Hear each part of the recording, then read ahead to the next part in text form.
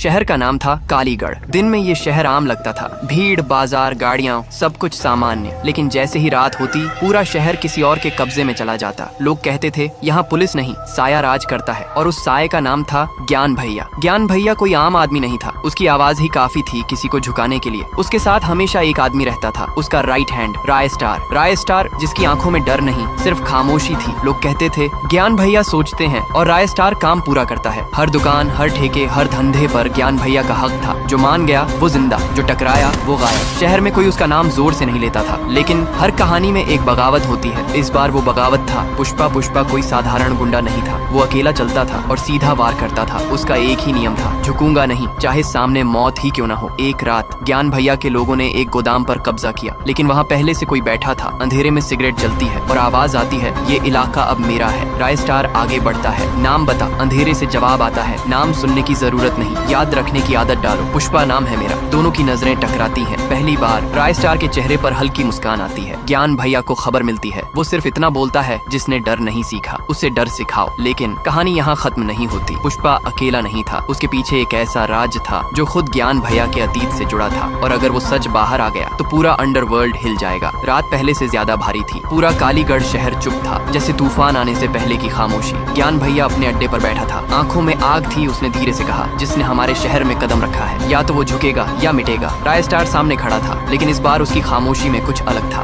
दूसरी तरफ पुष्पा अकेला नहीं था। वो एक पुराने टूटे हुए महल में जाता है, जहाँ दीवारों पर खून के निशान अब भी सूखे नहीं थे। वो एक फोटो देखा, उसमें दो लोग थे, एक ज्ञान भैया और दूसरा पुष्पा का बाप। पुष्पा धीरे से हंसता है, ज्ञान भैया तुमने मेरे बाप को मारा था, अब बारी मेरी है। असल में सालों पहले ज्ञान भैया और पुष्पा के बाप साथ में अंडरवर्ल्ड चलाते थे, लेकिन लालच और सत्ता के लिए ज्ञान भैया ने उसे धोखा दिया और खत्म कर दिया। पुष्पा उसी बदले के लिए वापस आया था राय स्टार को।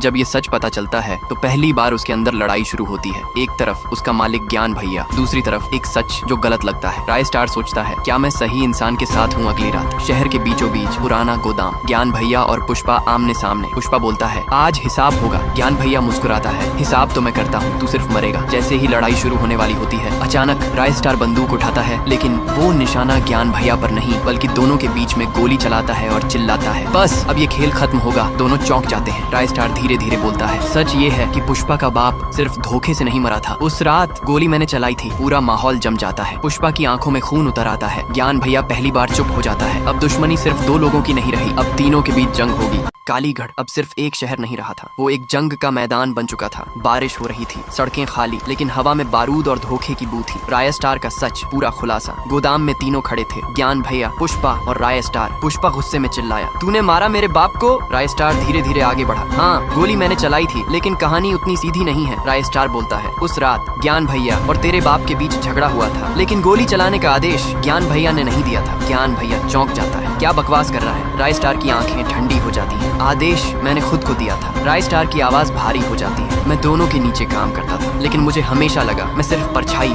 ना नाम ना पहचान। उस रात मैंने सोचा, अगर राजा नहीं बन सकता तो राजा को ही खत्म कर देता हूँ। अब बात साफ थी, पुष्पा बदले के लिए ज्ञान भैया, अपने राज्य के लिए राय स्टार, खुद का साम्राज्य बनाने के लिए तीनों एक दूसरे के दुश्मन बन चुके थे। अचानक गोदाम के बाहर धमाके, चारों तरफ गोलियों की आवाज, ज्ञान भैया के आदमी, पुष्पा के आदमी और राय स्टार के छुपे हुए लोग। पूरा कालीगढ़ जल उठा। पुष्पा सीधा राय स्टार पर टूट पड़ता है, आज तू बचेगा नहीं। दोनों के बीच जबरदस्त फाइट होती है, घूंसे, खून, गुस्सा। राय स्टार हंसता है, तू अपने बाप जैसा ही है, सीधा लेकिन कमजोर। पुष्पा जोर से वार करता है, कमजोर नहीं, खतरनाक हूँ मैं। दूसरी तरफ ज्ञान भैया चुपचाप देख रहा था। वो धीरे से बोलता है, पूरा गोदाम उड़ा दो। अचानक पुष्पा को ये सुनाई देता है, वो चिल्लाता है, सबको मार देगा तू? ज्ञान भैया ठंडी हंसी हंसता है, राज करने के लिए कुर्बानी देनी पड़ती है। गोदाम के अंदर टाइम बम चालू हो चुका था। 10, 9, 8, 7 तीनों एक दूसरे को देखते हैं। पुष्पा बदले की आग, राय स्टार पागल एम्बिशन, ज्ञान भैया निर्दयी सत्ता। जैसे ही 3 सेकंड बचते हैं, पुष्पा अचानक राय स्टार को पकड़कर बाहर की तरफ फेंक देता है और खुद ज्ञान भैया पर टूट पड़ता है। ये तेरे लिए नहीं, मेरे बाप के लिए है। धाम, पूरा गोदाम उड़ जाता है। सुबह पुलिस आती है, मलबे में लाशें मिलती हैं। ज्ञान भैया खत्म, पुष्पा नहीं मिला, राय स्टार जिंदा लेकिन बुरी तरह घायल। कुछ दिनों बाद कालीगढ़ फिर से शांत है, लेकिन इस बार एक नया नाम गूंजता है, राय स्टार। वो अब व्हील चेयर पर बैठा है, लेकिन उसकी मुस्कान पहले से ज्यादा खतरनाक है। वो धीरे से बोलता है, राज खत्म नहीं हुआ, अब असली खेल शुरू हुआ है। अचानक अंदर आता है एक आदमी, चेहरा छुपा हुआ, और वो सिर्फ इतना बोलता है, खेल अभी बाकी है, पुष्पा जिंदा है।